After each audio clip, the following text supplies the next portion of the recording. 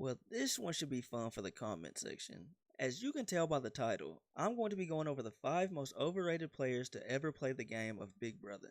A couple of these players weren't really too bad at the game, but there are also a couple that I believe played the game absolutely horrible. Yet, a lot of people have decided to think they were really good. I don't understand how anybody puts some of, if not all of these players towards the top of their list of greatest players to have ever played the game. So I'm here to give my perspective on how I perceive their game, and to give a little insight on why I believe they were average players at best.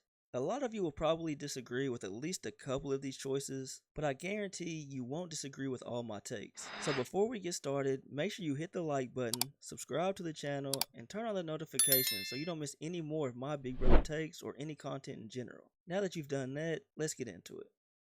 Most people will look past a former house guest being not as good at the game if they grew to be a fan of the player throughout the season and somehow convince themselves that the player played an almost perfect game, especially if they end up winning and have an underdog story to back them up. Kinda like how a lot of viewers did with this first person on the list, and that's Ian Terry from season 14.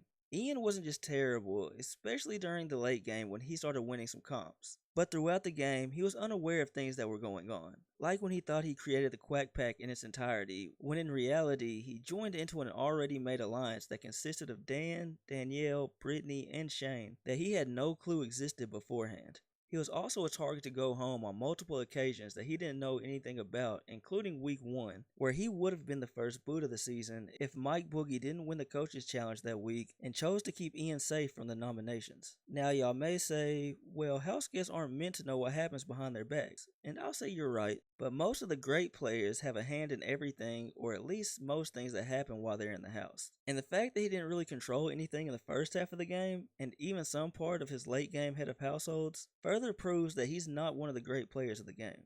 Then the icing on the cake that makes him an overrated player is the fact that he won the season because the jury was more anti-Dan than they were pro-Ian. Dan played a far superior game than Ian that season, and if it wasn't for a bitter jury, he would have and should have become the first and only player to be a 2-time winner of Big Brother. So instead of blaming the jury, most people will say that since Ian won in the end against a player that is widely considered the best player ever, then Ian has to be one of the best ever as well. And that's just not the case. It should speak volumes to how overrated he was as a winner, since he shouldn't have even been one to begin with.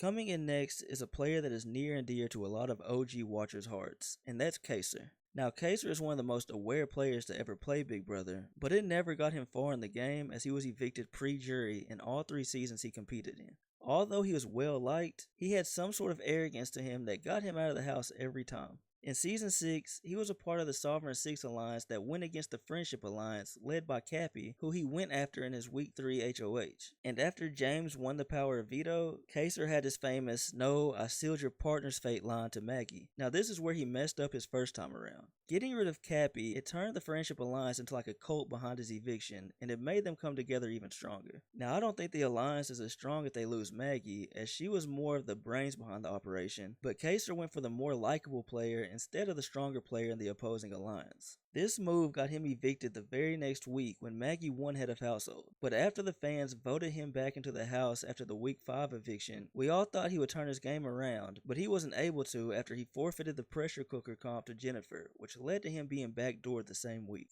In Season 7, when he came back for All-Stars, the fans were happy to see him enter the house with not only 3 other players from Season 6, but they all happened to be in the Sovereign 6 Alliance. They were able to run the game for the first 4 weeks of the season, but he was evicted in week 5 when his alliance finally failed to win head of household, ending his time in the house for the season. Then nearly 15 years later, he was once again invited back for another All-Star season alongside Janelle on Season 22. With them being the only pair with past history and an alliance together, they were targeted early and had really nobody on their side from the start, thus leading to his eviction in week 4, making it his 3rd time being evicted before seeing the jury phase of the game.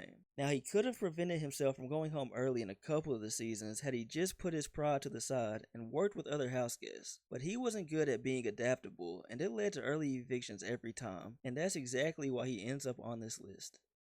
Now we come to a point in the list where I can see people having at least some sort of agreement with the previous two names, but I know this is where backlash will definitely come into play. So coming in next, I have Vanessa Russo from season 17. Now although I would love to see her come back for another season to prove me wrong, I just never saw her as the player that a lot of people thought she was. Yes, she had a powerful voice in the game, but her actions to do so were those of someone that is usually hated in the game. She bullied her way to get something to happen and then would go against it at the last moment. Like in week 2 when Audrey got caught lying about Vanessa, she turned from wanting her out to influencing getting Davon out, who was on her side and confirmed that Audrey was lying. Then in week 4, she used the power of veto on Jason just to backdoor him the very next week during her HOH.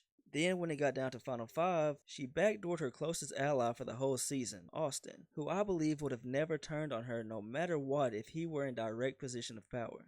Along with making bad moves with her head of households, her social game just consisted of crying to get her way and bullying her closest allies to make moves that did not always make sense. Still, somehow she made it to Final 3, and a lot of people think that she would have won had she got to Final 2, but I again disagree. Most of the jury were against her or was done wrong by her in the season, and getting Austin out would have been the nail in her coffin because he would have Liz and Julia's votes follow his, which would have been guaranteed votes for her to win had she not backdoored Austin. So as a lot of people have her ranked as one of the best players to never win and think she dominated the season almost flawlessly, that's just not the case, which is why she's made the list for one of the most overrated players ever.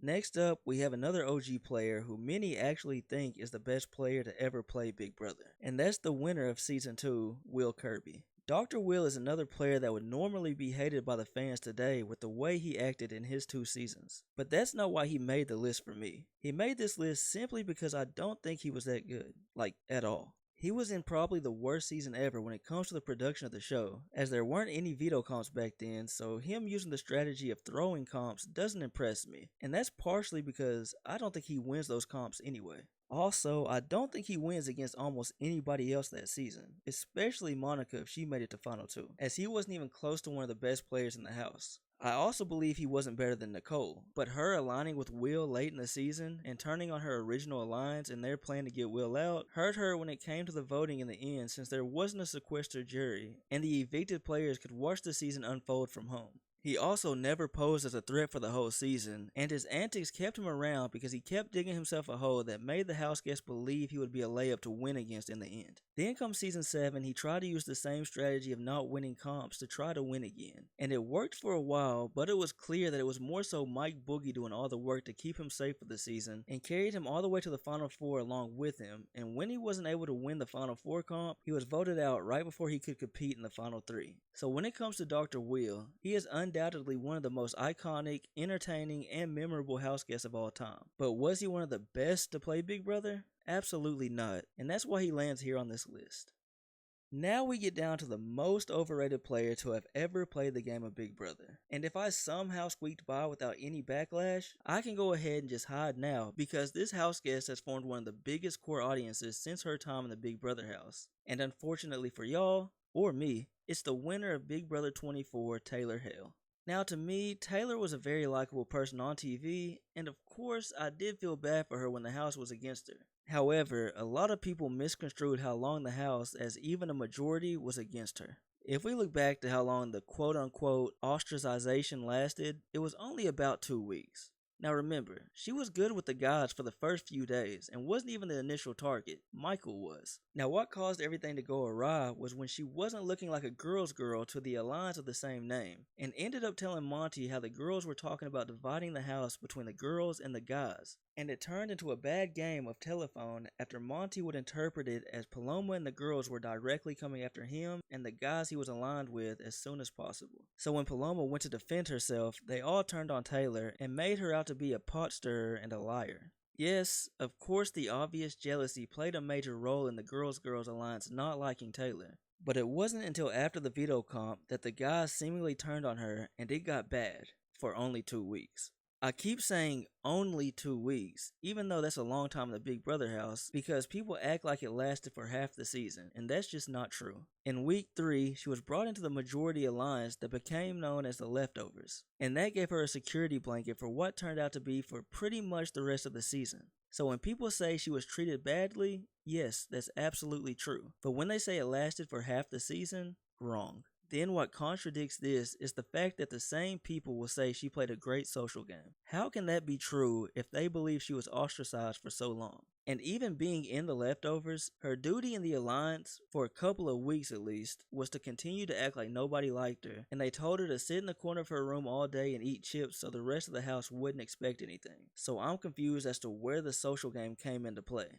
Now, outside of the bullying part of her game, she wasn't that good when she was in power either. She won head of household in week 6, and instead of going after Jasmine, who was by far her biggest threat, she went after Indy, one of the worst players in Big Brother history. Then at Final 4, she nominated Brittany, and she went home that week. She never made a big move or had a say in anything that happened during the season outside of her head of households. And like I said with Ian, I've never seen anybody not have a hand in anything and get called a good or great player.